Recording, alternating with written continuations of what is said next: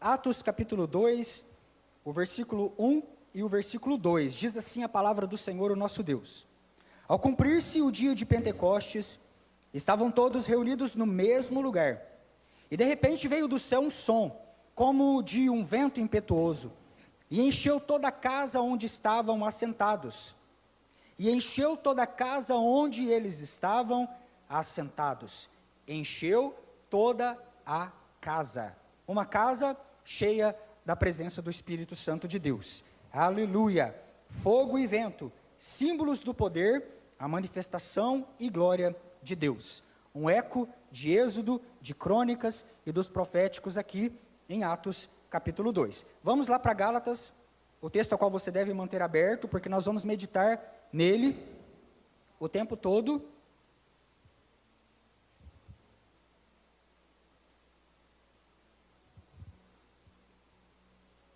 Gálatas capítulo 5, o fruto do Espírito.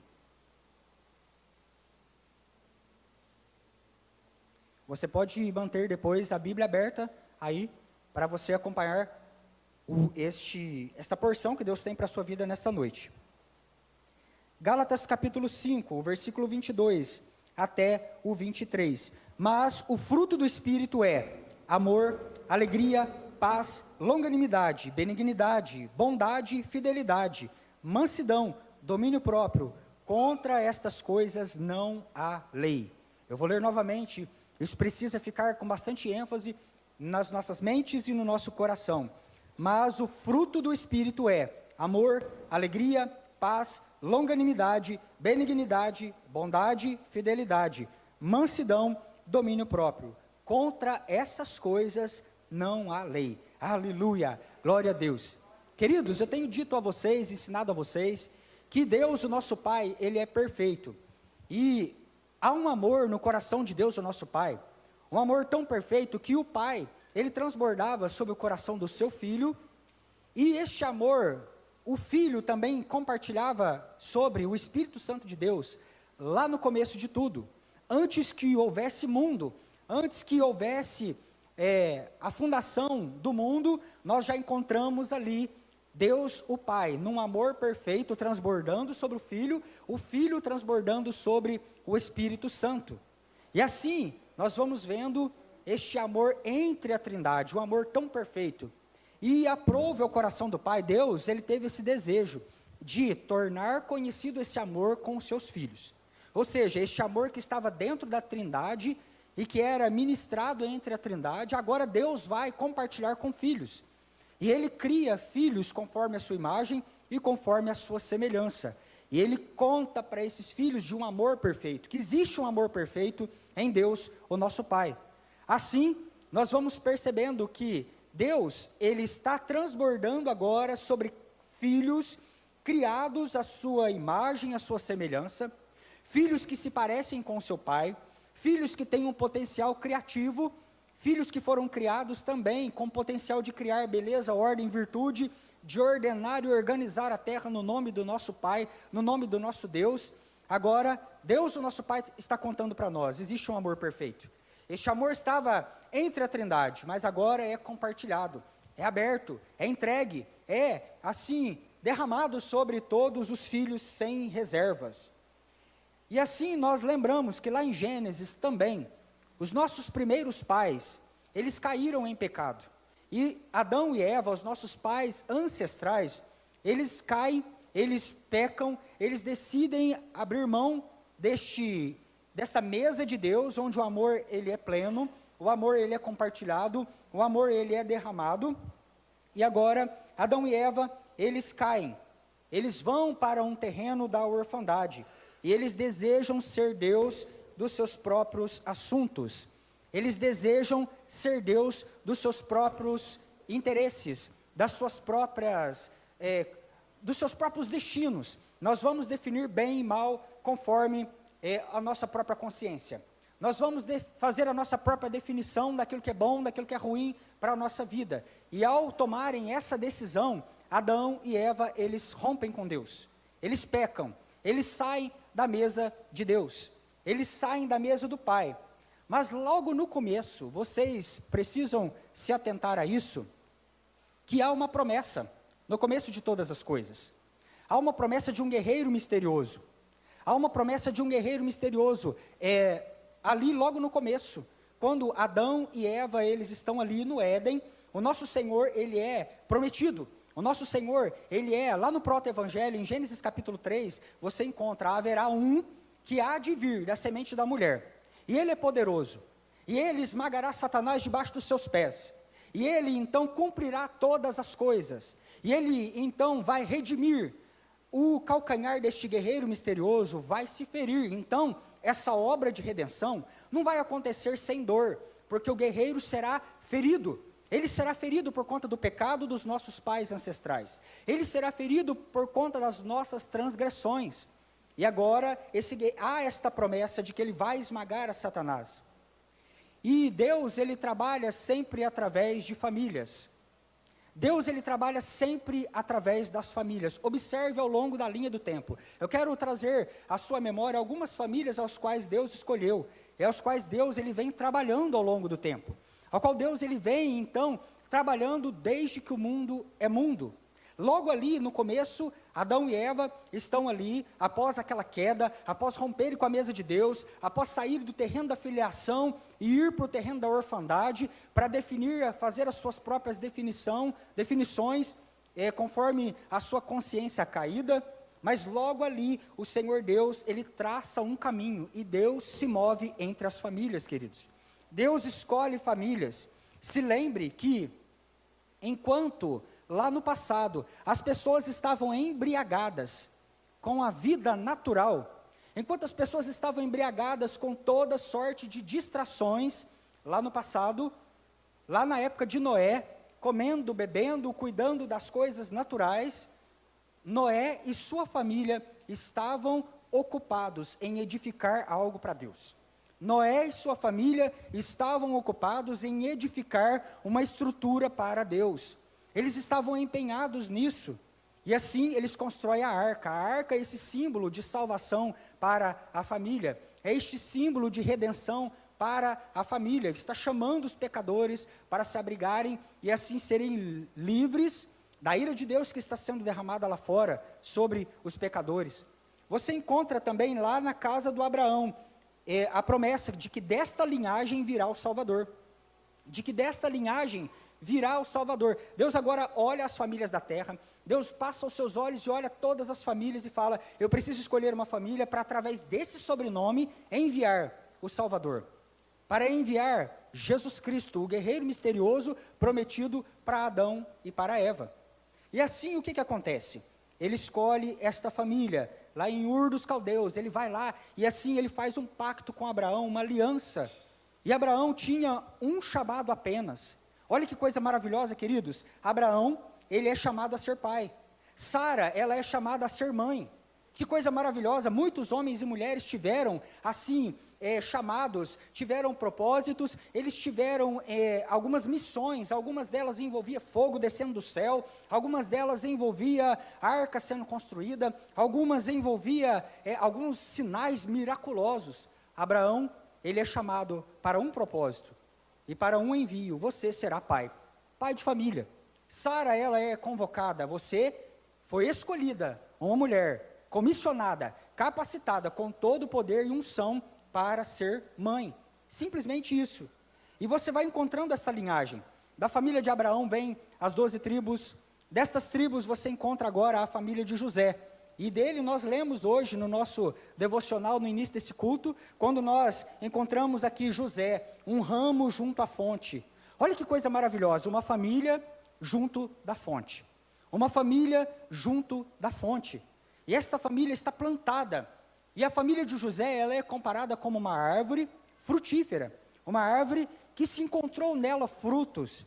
E é tão lindo observar que a família de José não é somente uma árvore plantada junto das águas, mas ela é uma árvore que cresceu, ela deu fruto, e os galhos da família de José, ela estende não só no terreno da casa, mas ela passa para o outro lado do muro. Ela vai adiante do muro, os galhos da família de José estendem para o outro lado, e os frutos estão chegando a lugares que são além das fronteiras, que são além das fronteiras. Isso porque este homem, esta família, manteve o seu coração no lugar certo.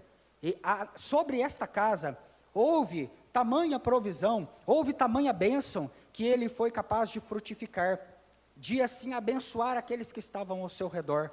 Mas a bênção de José se estendeu além, tocou outras nações, supriu outras famílias. A bênção de José foi resposta para outras casas que estavam até além dos seus domínios, além das suas fronteiras. Olhe também para a casa de Davi, olhe para outras casas, e você encontra da casa do rei Davi, da linhagem de Davi, a casa de José e de Maria. Lá na frente, quando você encontra um que é da linhagem de Davi, e você olha a casa do simples José, da simples Maria, e de lá nasce um homem, um menino chamado Jesus. E dali, daquela mesa tão singela, saiu salvação para toda a humanidade, queridos. Saiu salvação para toda a humanidade. Eu creio que o Espírito Santo de Deus já está ministrando a tua vida neste momento. E que sabe da tua casa, Filadélfia, é possível que o Espírito Santo de Deus tire provisão. É possível que o Espírito Santo de Deus tire salvação para toda a cidade de Alfenas.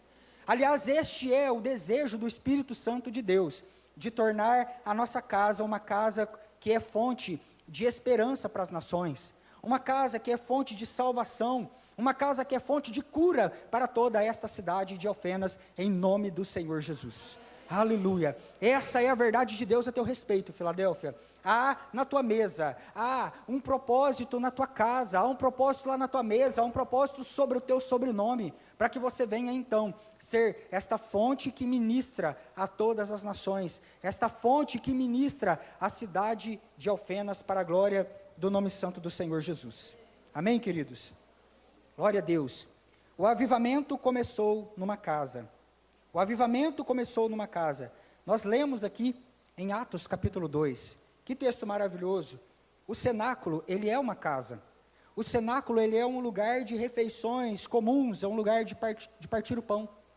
Você encontra ali os discípulos reunidos num só lugar. Os discípulos reunidos num só lugar. Estavam assentados, reunidos ali, partindo o pão, orando em singeleza de coração. E agora, naquele momento, onde eles estavam num só propósito, unidos numa casa, veio sobre eles o Espírito Santo de Deus. Veio sobre ele o Espírito Santo de Deus, e aquele fogo impregnou outras casas. Aquele fogo alastrou por outras casas, incendiou outras casas. E assim você vê um avivamento que começa a incendiar toda a Europa, toda a Ásia, naquelas casas onde havia um lar, ali havia uma família que amava o Espírito Santo, ali havia uma família que queimava pelo Espírito Santo de Deus. E assim o propósito de Deus permanece firme. Você vê Jesus firme na sua disposição. Eu trabalho com as famílias, eu amo as famílias. Queridos, nós viemos de uma família, estamos retornando para uma família. Nós viemos de uma família espiritual, a Trindade é uma família, Deus, Ele é família, e nós estamos retornando para lá. O começo de tudo, lá no começo em Gênesis, você encontra ali uma família, um casal, um núcleo familiar. Então começa numa família e termina num reino, termina numa praça, termina numa cidade, que é um agrupamento de muitas famílias, congregadas, louvando ao Senhor, olhando para a face do Senhor nosso Deus. Então Deus, Ele trabalha através das suas famílias, que Ele chamou para si, que Ele perdoou, que Ele capacitou, que Ele escolheu. O propósito de Deus é firme para a tua casa. O propósito de Deus não titubeia. Deus não tem meias verdades e Deus não está arrependido do seu propósito. O Senhor tem algo com a tua casa, Filadélfia. Aleluia, glória a Deus. Deus trabalha através das famílias. Ele está procurando famílias ainda hoje para cooperar com o seu plano. Para cooperar com o seu plano nessa geração. Sabe, o Espírito Santo de Deus, ele deseja ter liberdade dentro da tua casa. Ele deseja ter liberdade lá dentro da tua família. Há elementos aqui que nós não podemos ignorar em Atos capítulo 2. Observe que aqui há o vento e há o fogo. Há o vento e há o fogo. E quando este fogo ele chega, ele purifica. E esse vento, ele é um símbolo da dinâmica do Espírito Santo de Deus. Isso é maravilhoso. O vento fala conosco e ele traz um eco lá do Antigo Testamento. Aqui em Atos, profecias estão se cumprindo neste momento. Aqui em Atos dos Apóstolos, profecias estão se cumprindo, porque agora, numa casa, pessoas estão reunidas, pessoas que amam o Espírito Santo de Deus, e elas estão congregadas, e sobre estas pessoas reunidas, num só propósito, veio um vento, veio um fogo. E queridos, eu quero que você preste bastante atenção, porque quando o Espírito Santo de Deus, ele vem habitar numa casa, ele entrega, ele confere, tanto o poder, quanto a pureza para essa casa. Esses são símbolos do vento e do fogo aqui, nesse momento. O poder fala de capacitação divina. Unção para nós vencermos a orfandade, unção para nós sairmos da miséria, unção para nós vivermos uma vida cheia da graça do Senhor nosso Deus, uma vida pulsante, uma vida dinâmica na presença do Senhor. Poder capacitador para nós vencermos as incapacidades, poder capacitador para nós vencermos as limitações. Isso é este vento que passa sobre a nossa casa. O quanto nós precisamos que sobre a nossa família, queridos, sopre um vento, venha um vento impetuoso, veemente, soprando para longe do nosso coração as pequenas incapacidades, as marcas da orfandade, que venha sobre nós o vento do Espírito, tirando, sabe, as limitações da família e capacitando homens a serem sacerdotes do seu lar, capacitando mulheres a serem mulheres de fato virtuosas, capacitando os filhos para esta geração a serem verdadeiros profetas para este tempo, para serem verdadeiros sacerdotes do Deus vivo nessa geração. E assim, queridos, nós olhamos com expectativa para esse vento, que venha sobre nós nesta noite este vento, que venha sobre nós este vento, varrendo para longe as pequenas mortes, varrendo para longe as imperfeições, varrendo para longe todas as limitações causadas pela orfandade, em nome do Senhor Jesus. Aleluia, glorifique o nome dele, queridos. Aleluia. Mas existe também o elemento do fogo. O fogo é aquele que dá a pureza, que confere a pureza. Você se lembra que o metal ele é purificado quando passa no fogo. Quando nós desejamos incinerar coisas que são impuras, nós jogamos no fogo. Há métodos de esterilização que passam pelo fogo. Então, o fogo ele traz essa pureza na família. Então, quando o Pentecoste chega, quando o Espírito Santo de Deus desce lá na tua casa, então, irmãos, ali há também purificação. O Espírito Santo de Deus, quando ele chega, ele vai colocando em ordem as coisas que estão desordenadas, ele vai purificando, ele vai limpando todas as coisas. Por quê? Porque Deus deseja enviar você para um propósito, e Deus deseja multiplicar através de você. Como que é isso, pastor? Uma ovelha vai gerando outra ovelha, as ovelhas elas vão indo para esse ide a qual o Senhor Deus as enviou. Observe que esses verbos estão colocados todos de maneira proposital, é uma ênfase ao chamado que Deus tem para a tua vida, e esse ide, a qual o Senhor colocou nas tuas mãos, porque você tem um propósito, tem um chamado, Deus te deu uma missão nessa terra, e assim o Senhor Deus purifica o nosso coração, para que então a matriz seja santificada, e Deus venha multiplicar através de você. Imagina, queridos, que quando nós estamos corrompidos, nós geramos a partir de... Nós vamos fazendo cópias corrompidas, e nós vamos fermentando, não é assim? Quando acontece o fermento, Jesus ele enfatizou muito a natureza do fermento. Ele cai, e ele multiplica conforme ele é. E assim você vai olhando aquilo que aquilo vai contaminando, e vai gerando pessoas conforme a matriz. E é por isso que o Espírito Santo de Deus, ele deseja passar na nossa casa, e purificar a nossa família, para que então nós venhamos a ser santificados, e venhamos a gerar a partir de. E assim você venha gerar também pessoas santificadas, um ventre curado. É disso que nós estamos falando. Um ventre que está curado, e assim você vai fazendo discípulos por todas as nações, batizando-os em nome do Pai, do Filho e do Espírito Santo de Deus, e assim ensinando-os a guardar todas as coisas. E quando nós estamos ensinando-os a guardar todas as coisas, nós estamos entregando e transbordando daquilo que nós temos. E é disso que se trata este contexto aqui, onde Deus agora está purificando, e a partir de uma matriz santa, Deus começa a gerar pessoas santificadas, filhos puros, conexões limpas. Isso fala também, irmãos, da nossa conexão familiar. Isso fala também da nossa conexão entre pai, filhos, marido e esposa, família. Porque Deus está purificando os corações. O Espírito Santo de Deus está passando nas casas hoje para gerar conexões autênticas, sabe, mesas santificadas, purificadas, limpas na presença do Senhor nosso Deus. Aleluia.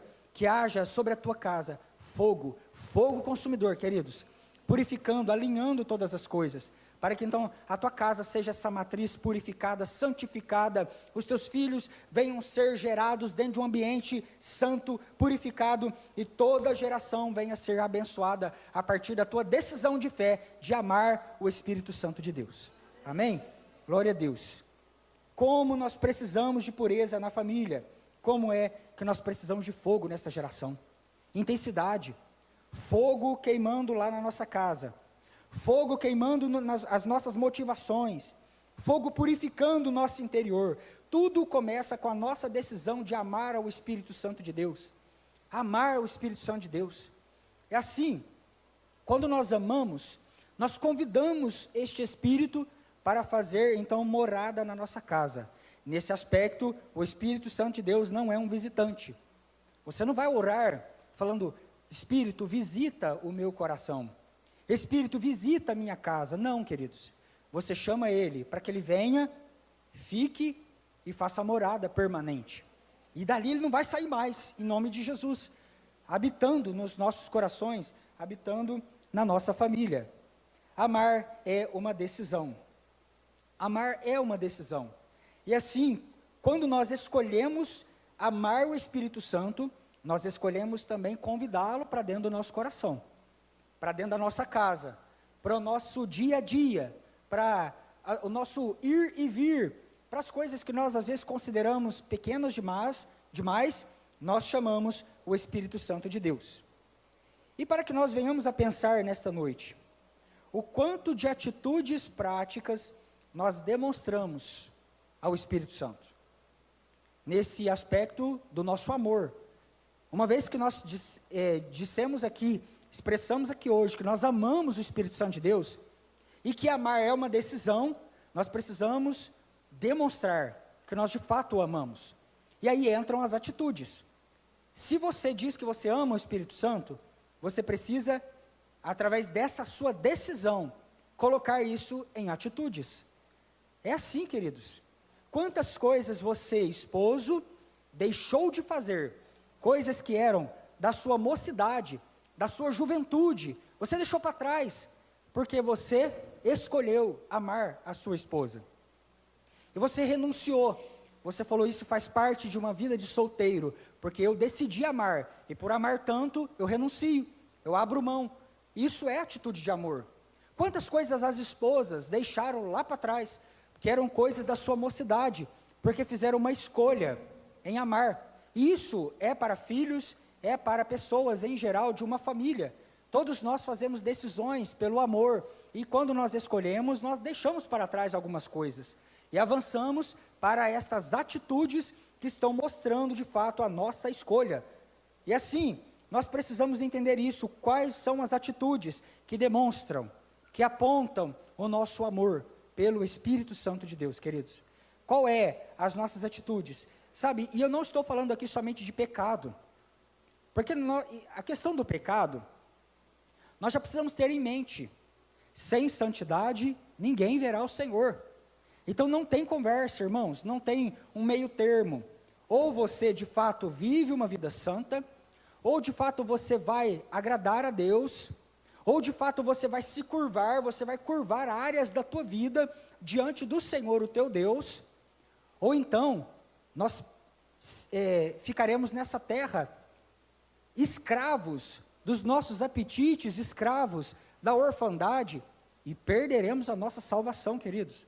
Isso é uma verdade bíblica. Então nós precisamos ter essa atenção, e quando estamos tratando disso, não estamos só falando a respeito de pecado. Isso já deveria ser assunto resolvido na igreja de Cristo Jesus.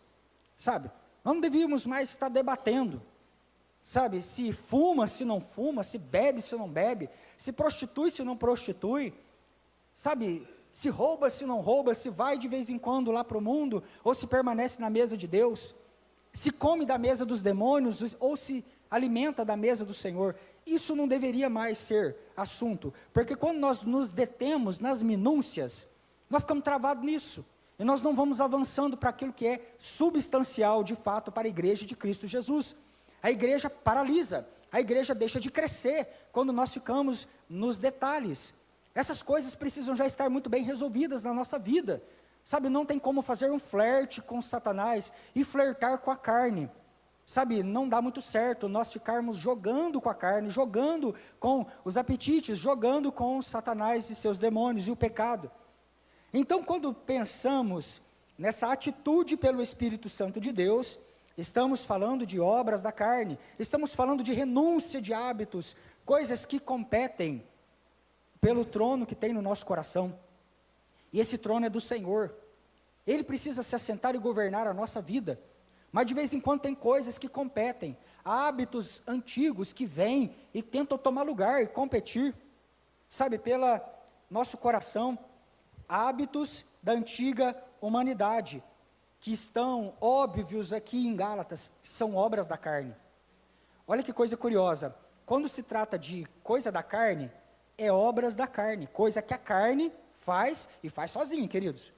Paulo disse, olha, o bem que eu tanto quero fazer, esse eu não faço, mas o mal que eu corro, evito, esse quando eu percebo, eu já o fiz, eu já pratiquei, já caí.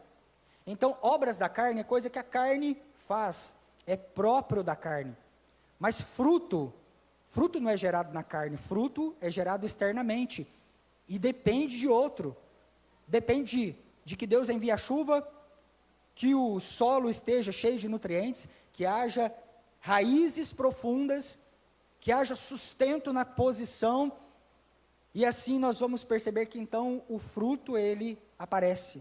Então o fruto do Espírito é algo que nós dependemos totalmente da obra do Espírito Santo de Deus, da graça de Deus, e que Ele esteja em nós, fazendo essa boa obra.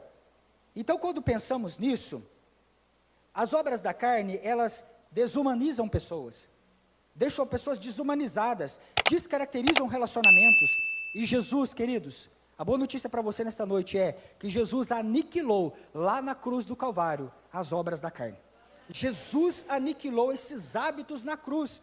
Então a boa notícia para nós é, que quando o Espírito Santo de Deus, ele entra numa vida, quando ele vem fazer morada no nosso coração, quando ele entra lá na nossa casa, na nossa família, ele faz crescer o fruto, ele faz crescer o fruto, e o que mais nós poderemos definir como fruto? Fruto é a nova vida de Jesus nascendo em nós, é a natureza de Jesus nascendo em nós, ele gera o fruto, ele reproduz em nós esse fruto, um fruto que é gerado por outro, a saber o Espírito Santo de Deus, a saber o Espírito Santo de Deus, que é o resultado de raízes profundas, que é o resultado de estrutura de caule, maturidade, porque teve que passar por um processo de maturidade, teve que enraizar, teve que sofrer podas, o tanto que é difícil sofrer podas, queridos, quando nós muitas das vezes precisamos ouvir da parte de Deus algumas negativas, e Deus chega para nós e fala não,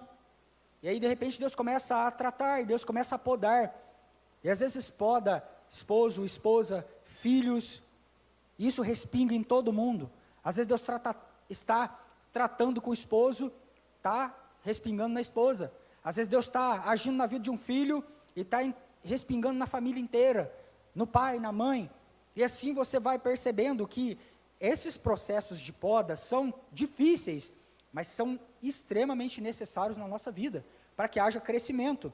E aqui, isso, nós vamos percebendo que na família, o fruto também não é gerado automaticamente, não é algo assim, que aparece do dia para a noite, que você aceita Jesus, é batizado nas águas, e de repente está santo, está puro, está tudo em paz, já está longânimo, já está cheio de fé, já está cheio de paz, domínio próprio. Não, queridos, há um processo, o Espírito Santo de Deus está trabalhando nas famílias, o Espírito Santo de Deus está gerando em nós o caráter de Cristo Jesus.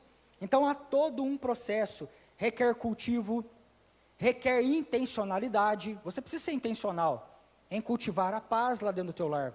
Você precisa ser intencional em cultivar a alegria dentro da família. Nós temos que aprender a podar os velhos hábitos e a incentivar e a cultivar um novo hábito, a renovação da nossa mente em Cristo Jesus. Queridos, estamos caminhando para o término, mas eu quero e preciso passar com você em 3 pontos necessários. Então, por favor, fique um pouquinho mais comigo. Famílias que amam o Espírito Santo, elas crescem de maneira madura. Crescem de maneira madura. Vamos fazer algo bem participativo. Por favor, me ajude a pregar e diga para a pessoa aí do seu lado, dizendo para ela: famílias que amam o Espírito Santo crescem de maneira madura. Glória a Deus. Irmãos, não tem como crescer sem mansidão e domínio próprio. Não tem jeito. Sabe? Por quê? Irmãos, perceba que o processo de crescimento, ele é lento.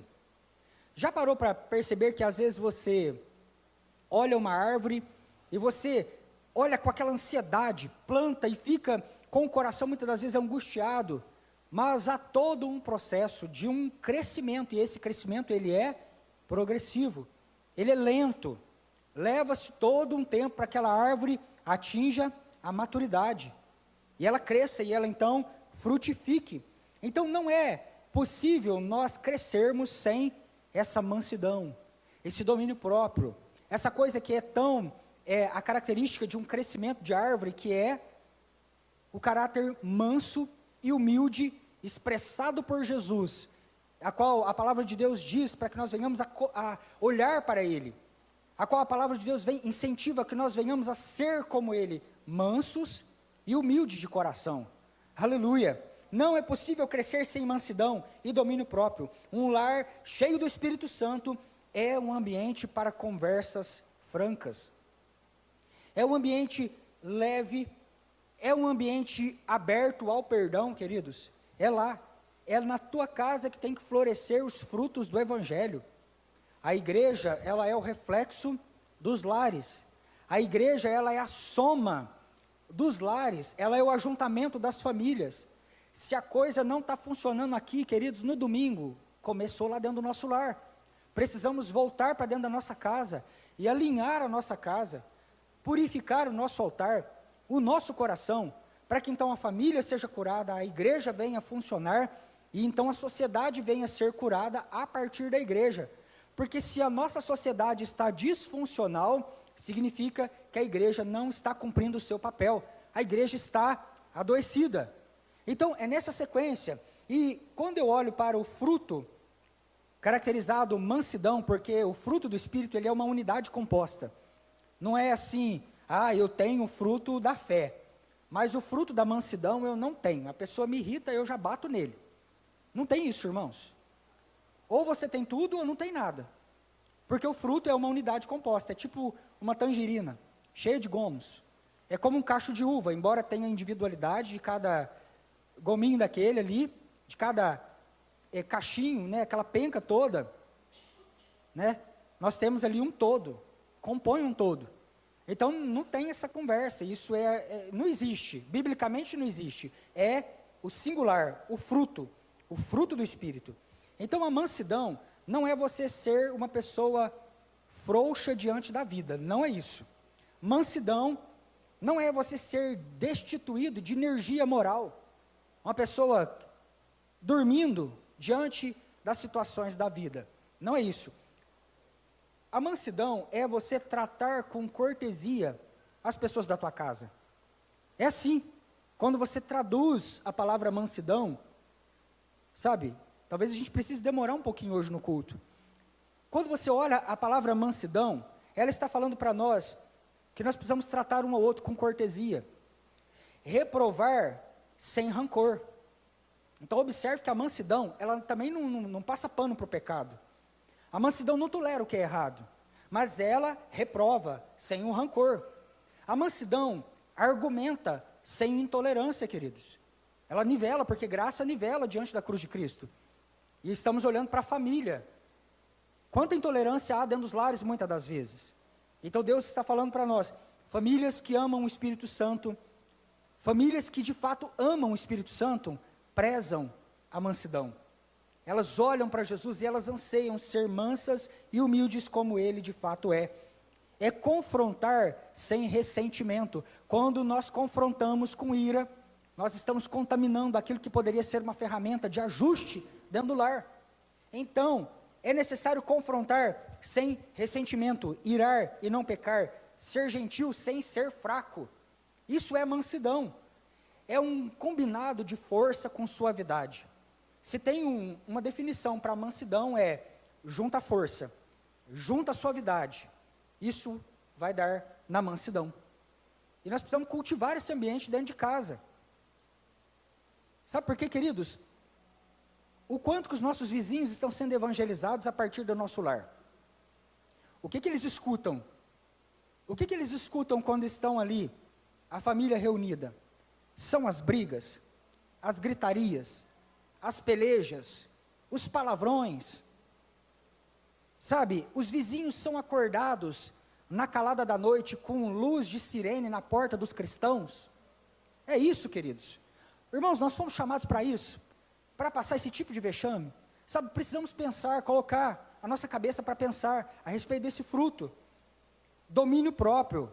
Quantas das vezes nós entendemos domínio próprio de maneira errada? Domínio próprio é autocontrole, controle dos impulsos, controle das paixões, controle dos desejos humanos.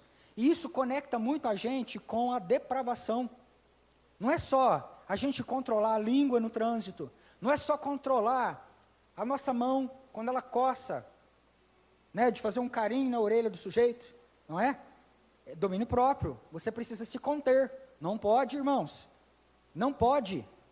Você vai ser conhecido como esse que sai batendo nas pessoas aqui e acolá, sabe, quando Cristo te chamou para você impor as mãos sobre as pessoas e limpar os leprosos, expelir demônios com a tua mão foi feita para ungir pessoas em cura divina, sabe, é para isso que nós fomos chamados, e não para ficar conhecido dessa maneira. Então o domínio próprio fala disso, mas também fala de nós vivermos uma vida limpa, santa, sabe, não pode, irmãos, ficar destruindo casamento nas cidades vizinhas, não pode, queridos, isso é errado, isso é adultério, isso é pecado, isso dá inferno. Aqui, onde nós fomos parar?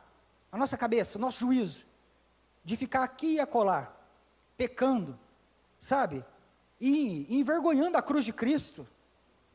Então, é sobre isso, domínio próprio. Há poder no Espírito Santo de Deus para que você domine os teus impulsos. Sabe, essa palavra vem como correção para alguns, mas isso aqui vem como um bálsamo na vida de outras pessoas. Porque, queridos, o Espírito Santo não está ignorando o nosso sofrimento. Existem pessoas de fato que têm travado lutas terríveis contra vícios, contra limitações, contra a orfandade, pensamento de desistência, pecado. Isso às vezes castiga o ser humano e é uma batalha intensa. Eu tenho uma boa notícia para você hoje, queridos, o Espírito Santo de Deus está aqui. E há nele poder capacitador para limpar você de todos esses impulsos. E para fazer crescer no teu coração o fruto do Espírito, todo ele, em todas as suas faces e gomos, sabe? E o domínio próprio, colocar todos os seus sentimentos, pensamentos, impulsos no lugar, colocando todas as coisas no lugar, para que você venha ter pensamentos para o Rei, um coração disponível ao reino de Deus, sabe? Sentimentos purificados, boca santa, cristão, não fica sendo achado por aí falando palavrão. O quanto que o palavrão virou parte do nosso vocabulário? Perceba você, até no meio daqueles que são o povo de Deus, precisamos tomar cuidado com a língua fala muito a respeito de um povo, e quando nós vamos perdendo a essência da língua, nós começamos então a perder a identidade de um povo. Então o apóstolo está escrevendo e dizendo, não seja encontrado isso no meio de vocês, iras, pelejas, falatórios profanos, palavrões, não pode sair palavrão da casa do cristão, queridos. Isso é obra da carne. Isso é velhos hábitos que Jesus já crucificou com ele lá na cruz e fez nascer para nós uma nova vida, uma vida com lábios purificados, santificados, palavras de bênção sobre os nossos filhos, sobre a nossa família, sobre o nosso dia a dia.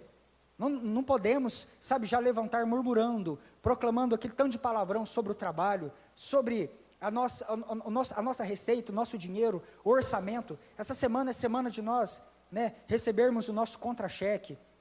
Vá sorrindo, vá com o que você tem nas mãos, ainda que seja um monte de problemas, queridos, mas corra para Jesus, corra com o que você tem. Não vá murmurando, não vá, colocando tanto de palavra ruim, palavrão sobre aquilo que Deus colocou nas tuas mãos.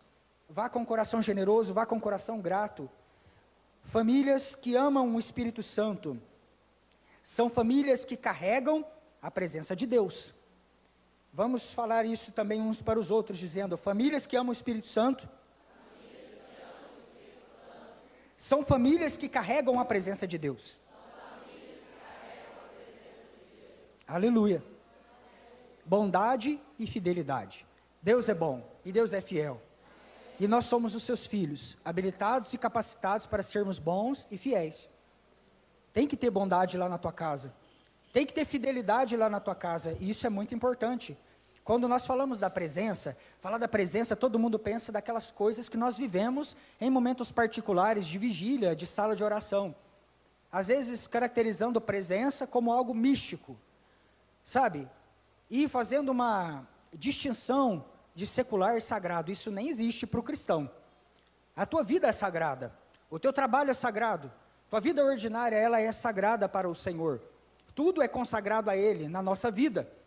Precisamos ter esse entendimento. Então, nós ficamos às vezes comentando a presença e achamos que isso é aquela coisa do arrepio, que nós vamos viver somente nesses momentos de busca, intensa busca, aqui nas nossas vigílias, mas não é isso, queridos. Preste muita atenção no que Deus está tratando conosco. Famílias cheias do Espírito Santo carregam a presença. Elas portam a presença. É lá na tua casa que habita a presença do Espírito Santo de Deus. É de algo simples, como o sopro do vento. É de algo estrondoso, como as labaredas do fogo, que a gente vive nos encontros com a igreja, onde existem tantas experiências particulares, místicas, soberanas, que vêm da parte do Espírito Santo de Deus. Mas é algo que o vento traz no ordinário, no comum, no lavar da louça, no criar dos filhos. A presença de Deus na nossa mesa, bondade e fidelidade. Bondade e fidelidade. Assim como o pai é bom e fiel, os filhos vivem uma atmosfera familiar que expressa o DNA do céu. Se você é filho de Deus, você precisa viver uma vida de bondade, uma vida que expressa fidelidade. Quando nós olhamos para a bondade, esta palavra fala de generosidade imerecida. Não é troca, não é fazer porque o marido está merecendo. Ele lavou a louça, cuidou de tirar o lixo, fez as coisas todinhas da casa, não é? E aí você é bondosa com ele, e aí você é agradável com ele. Não é isso. É uma bondade expressa pela esposa quando não há merecimento, quando o sujeito não encontra senso de merecimento, quando os filhos não merecem, quando, muitas das vezes, os parentes não merecem, e aí você expressa bondade. Não é assim, queridos? E há dias que você precisará expressar bondade. O que é bondade? É graça imerecida. Bondade traduzida é generosidade imerecida. É diferente da benignidade, que eu vou falar um pouquinho da benignidade agora mesmo. Então a bondade é, você ser generoso. É uma generosidade que perdoa. É uma generosidade que não quer nada em troca. É uma generosidade oferecida sem, olhar para aquilo que a pessoa tem a te oferecer. Quando ela está, muitas das vezes, no estado caído. Quando ela está, muitas das vezes, fazendo o teu coração sangrar até. Isso é a bondade manifesta dentro da casa e da família. De famílias que amam o Espírito Santo e que cultivam a bondade. A fidelidade é a lealdade, a confiança. É o mais alto nível de responsabilidade entre marido e mulher. entre marido e mulher. Irmãos, isso é muito sério. O que é que tem roubado o espaço da aliança dentro da casa? É o nosso trabalho? É a nossa dedicação insana ao trabalho, largando filho, largando família, saindo para trabalhar alucinadamente e voltando e encontrando os filhos crescidos dentro de casa, barbados muitas das vezes, e você nem viu crescer, e você não cultivou nenhum momento de oração, de discipulado, de crescimento com os teus filhos, correndo atrás do vento, daquilo que a traça e a ferrugem vão com certeza alcançar. Sabe, irmãos, precisamos entender isso. Isso trata da fidelidade, a nossa fidelidade à nossa família, a fidelidade à aliança que nós fizemos com a mulher da nossa juventude.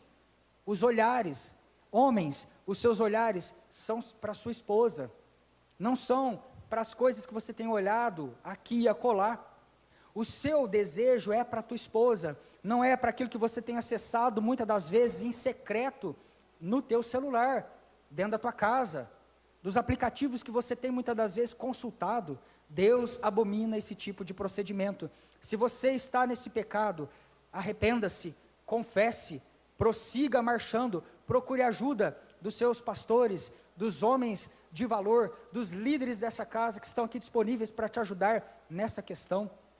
É necessário nós ajustarmos, consertarmos o nosso altar, para que o Espírito Santo de Deus venha então fazer morada lá dentro. Não adianta nós gritarmos por aí as coisas, queridos, frases bonitas, moralistas, se lá no secreto nós estamos patrocinando este tipo de coisa abominável, terrível, sabe, que é, muitas das vezes, tráfico que é mantido na base da pornografia, tanta coisa ruim que envolve essa máfia, e os cristãos muitas das vezes estão envolvidos nessa sujeira toda. Não vai adiantar nada, queridos, a performance, não vai adiantar nada nós passarmos óleo de peroba no rosto e sairmos gritando a nossa religião, a nossa moralidade, a nossa pureza, se lá no secreto nós estamos participando desse tipo de coisa também. Sabe, isso fala da fidelidade com as esposas. Quantos socos secretos através de palavra, através de pirraça, através de narcisismo. Queridos, vá se tratar em nome de Jesus. Tem coisa que, sabe, é necessário. Vá procurar um terapeuta, vá num psiquiatra em nome de Jesus, vá numa delegacia da mulher, vá, procure pastores que possam te ajudar nesse processo, porque isso é errado, queridos, é errado. Agressão, quando chega nesse nível, não é hora mais de curvar joelho e ficar orando, proclamando, Senhor salva, é hora de você procurar ajuda, mulher, é hora de você denunciar, é hora de você tomar uma atitude. Eu não fui ungido nesse altar, há 3 anos atrás, para fazer velório das minhas ovelhas, mulheres, mortas em soco de marido. Eu não aceito isso, queridos, não foi para isso que eu fui ungido, não foi para isso que veio óleo na minha cabeça, para fazer funeral de irmã, morta, por conta de irmão, displicente, carnal, endemoniado, vendido a Satanás e seus demônios. Se conserte hoje, sabe por quê? Imagina, queridos, nós fazermos isso contra as filhas do Senhor. Antes de ser sua esposa, ela é filha de Deus, menina dos olhos do Pai. Então nós precisamos tomar cuidado, a olhar uns para os outros. Sabe, mulher, e você também, seja fiel, seja devota. As mulheres muitas das vezes têm devotado algo aos filhos, e se comportado muitas das vezes como mãe dos maridos. Isso não vai dar certo. Não vai, porque daqui a pouco os filhos estão indo e a árvore está sem fruto. O que vai sobrar desse relacionamento? Você que passou a vida inteira tentando ser a mãe do teu marido. Não dá certo, queridos. A presença de Deus transforma realidades, e a sua casa foi escolhida para ser uma expressão da graça de Deus nesse tempo. Aleluia. Queridos, Jesus está aqui. Para muitos pode ser a última chance. Isso aqui não é fatalismo, não é para ficar você, sabe, gerar medo. Não, esse culto não é um ambiente de pressão. Você tem livre-arbítrio, e você vai saber o que você vai fazer depois que você ouvir essa palavra. Você tem sido instruído. Nós não temos escondido de você as verdades do reino de Deus. Então você precisa tomar uma decisão amanhã. Ou tome hoje, quando você sair para fora dessa casa, o que nós vamos fazer com isso que o Senhor Jesus falou conosco. Eu louvo a Deus, porque a presença dEle está aqui. E porque Ele está capacitando pessoas que estão num contexto de incapacidade, que estão falando, Deus, eu vim aqui hoje buscar socorro para o meu casamento que está falindo, e que está à beira da morte, e para vidas que estão sendo definidas hoje, nessa encruzilhada, há poder do Espírito Santo de Deus. O Espírito Santo de Deus está soprando fogo e vento sobre a tua casa hoje, em nome de Jesus. A sua casa precisa ser esse lugar de bom testemunho, benignidade, longanimidade, é ser amável, um amor que constrange, um amor que leva à mudança. Longanimidade fala de paciência, constância de ânimo, não é uma disposição tranquila, vendo a vida passando, e os problemas por serem resolvidos, e você lá, encostado no barranco, né? A vida vai passando. Não é isso, queridos, não é isso. Longanimidade é uma paciência constante, animosa, é uma paciência que se move, é uma paciência, um ânimo. A essência da longanimidade, ela é a perseverança. Que coisa linda! Quando eu fui estudar isso aqui, eu estava lendo que a longanimidade, a essência dela é a perseverança. Por isso que os casais, as famílias, os filhos precisam ser longânimos, ânimo longo, perseverante. Persevere, pais, persevere orando pelo teu filho, não desista da tua família, porque quando nós abrimos mão dos nossos filhos, Satanás, ele abraça, Satanás, ele pega para ele, então nós precisamos lutar e lutar até o fim. Aquele pai do filho pródigo, ele corre em direção ao filho, ele corre, eu já ensinei você tantas vezes sobre isso. Havia ali uma vergonha, um homem honrado não corria, ele andava de maneira assim honrosa, com a cabeça erguida lá nos velhos tempos. Mas quando ele vê o filho, ele corre, ele se humilha. Ali é um tipo de Deus, o nosso Pai, e do Cristo que se humilhou na sua morte, para então nos encontrar lá naquele morro, onde está a cruz do Calvário. E assim o Pai sobe em direção àquela colina, e lá no alto, lá onde nós podemos ver a sombra da cruz, Pai e Filho se reconciliam. Ali é uma graça. A comunidade da lei não poderia chegar antes para cumprir os rituais da lei, e assim banir aquele jovem da aldeia. Ele correu antes, ele tomou o lugar, a vergonha que era do filho, ele tomou para ele. Pais, sejam longânimos, perseverantes. Desistir não está no teu vocabulário, Filadélfia. Dá uma boa notícia para o teu irmão nesta noite, fala assim, desistir não está no teu vocabulário. Aleluia. Alegria, paz, longanimidade, bondade, mansidão, domínio próprio, perseverança, longe de nós toda ira, toda malignidade, porque a nossa casa precisa ser um testemunho vivo para o Senhor, o nosso Deus. Aleluia. Olha para você ver que alegria e paz, elas são juntas, é um fruto, é um gomo do fruto que fica bem pertinho do outro. Por quê? Porque a alegria é a expressão do lado de fora da paz que está do lado de dentro. Quem tem paz, está alegre. Quem tem paz está alegre. É por isso, irmãos, que, olha que coisa reveladora. Olha que coisa reveladora. Você olha para mim, não olha para o lado, em nome de Jesus. Crente mal-humorado, crente azedo, crente infeliz, é uma contradição. É uma contradição no reino. Não existe. Não existe, queridos. Se é mal-humorado, azedo demais, infeliz, ainda não alcançou Jesus. Precisa se converter. Está errado, tem alguma coisa errada aí. Tá? Eu louvo a Deus porque nessa comunidade não tem. Amém? Amém, em nome de Jesus, não tem. E se tem alguém, vai hoje em nome do Senhor Jesus receber da graça dele, para se tornar um povo alegre, um povo festivo, um povo que celebra. O reino de Deus é caracterizado por alegria, e Romanos 14:17 fala junto com justiça e junto com paz. Sabe, não significa você ficar também, né?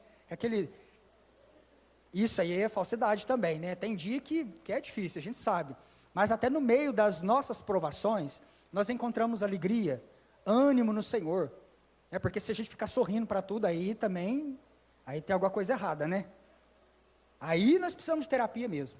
Porque alguma coisa... Então, alegria, paz, serenidade. Há no cristão serenidade por saber quem é o seu pai. Nós temos um pai.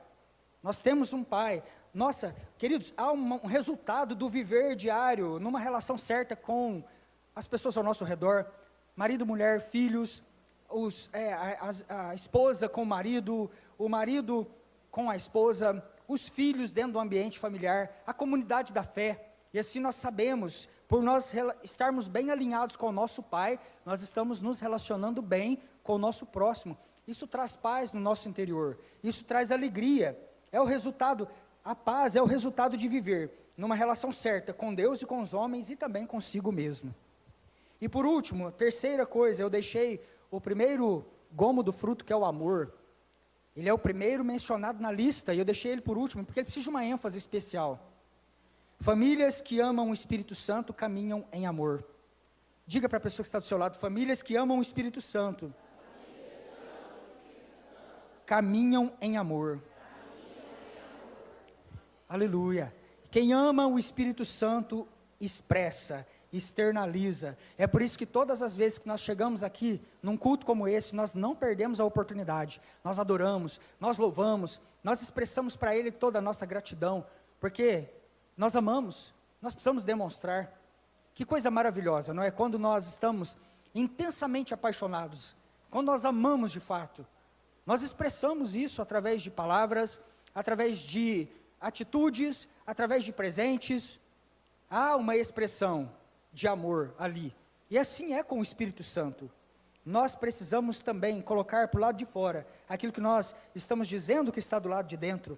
Amar com intensidade, amor que age com generosidade, e assim é um perdão expansivo, esse amor. Abra sua Bíblia comigo em 1 Coríntios, capítulo 13.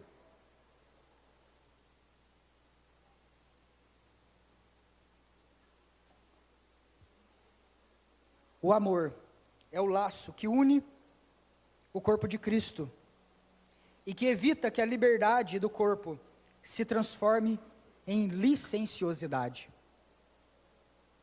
O amor edifica, o amor faz crescer. E eu não quero que você confunda o amor bíblico com as definições do amor moderno. Essa coisa que nós estamos vendo por aí, irmãos, isso não é amor, não. Isso aí é uma loucura. Sabe, porque tem desumanizado, descaracterizado o ser humano. Quando o ser humano descaracteriza de quem ele é, isso não vem da parte de Deus. Está tudo errado. Porque Coríntios traça o padrão para o amor. Ele edifica, faz crescer. Que coisa maravilhosa. Eu disse aqui, o amor no corpo, na igreja, na família. Vamos pensar em família da fé agora, não só na nossa casa. Mas quando trata de família da fé, o amor, ele é o vínculo da perfeição que nos une e evita que a liberdade nossa se transforme em licenciosidade. Ou seja, quantas das coisas que nós podemos fazer, mas não estamos autorizados a fazer, no fim de tudo. Por quê? Porque fere o irmão, machuca o irmão, fere a consciência do mais fraco, e então por amor nós precisamos renunciar, nós precisamos abrir mão, e assim servir uns aos outros em amor, por conta de que o amor é o vínculo da perfeição no corpo de Cristo. Isso torna a gente mais nobre, isso faz a gente a considerar uns aos outros, colocar os outros em alta consideração. 1 Coríntios capítulo 13, eu vou ler apenas do 4 até o 7, diz: o amor é paciente, o amor é benigno, o amor não arde em ciúmes, o amor não ufana, não ensoberbece, não se conduz inconvenientemente, não procura os seus interesses, não se exaspera, não se ressente do mal, não se alegra com a injustiça, mas regozija-se com a verdade. Tudo sofre, tudo crê, tudo espera, tudo suporta. Esse é o verdadeiro amor, queridos. O amor, descrito como fruto do Espírito, ele é o amor ágape, o amor sacrificial, o amor sofredor, o amor que vai até o fim. Quantas famílias desfeitas, queridos, as pessoas sem ao mínimo olhar para as consequências dos pecados. Sabe, pais e mães que tomam decisões com base nos seus apetites, coisas que eles estão chamando de amor, e que vai afetando toda uma geração que está órfã. Filhos e filhas, muitas das vezes, respingados ali no sentimental, por conta das decisões erradas dos pais, em nome desse amor moderno que está por aí, em nome dessa felicidade que está por aí. Irmãos, vamos olhar para aquilo que é a palavra de Deus, e para aquilo que o Espírito Santo de Deus está falando conosco hoje. O primeiro gomo do fruto é o amor, porque tudo começa em amar o Espírito Santo. Amando o Espírito Santo, nós conhecemos quem nós somos, aqueles que foram informados do amor perfeito lá no começo de tudo, e que agora são curados e são purificados, estão alinhados com o padrão do céu, e assim capacitados por Deus a amarmos uns aos outros, transbordarmos sobre uns aos outros, aquilo que vem da parte de Deus. O quanto que você ama o Espírito Santo? Pensa comigo. Ele transforma toda a situação nesta noite, queridos. Aleluia. Não tem impossível para o nosso Deus. Por isso não perca a sua esperança. A sua casa, ela é uma resposta ao mundo. Ela transforma realidades. Ela transforma realidades. O Espírito Santo de Deus deseja fluir a partir da tua mesa, Filadélfia. Aleluia. Sabe por quê? Eu quero comparar você nesta noite como José, um ramo frutífero na presença do Senhor. Um ramo frutífero na presença do Senhor. O que Deus tem para a tua vida não vai se limitar somente ao território da tua mesa. Estende nessa noite, queridos, os ramos, sabe, os domínios da tua influência como família, em nome do Senhor Jesus, porque aquilo que o Senhor Deus está entregando para você é grande, é tão poderoso, que vai suprir a tua casa, vai suprir a tua necessidade, vai suprir os teus filhos, e vai avançar além das muralhas, para além dos domínios, vai tocar outras vidas, outras famílias, os quatro cantos da cidade de Alfenas, em nome do Senhor Jesus. Aleluia. Se coloque de pé, queridos. Você é um ramo frutífero, além destas fronteiras.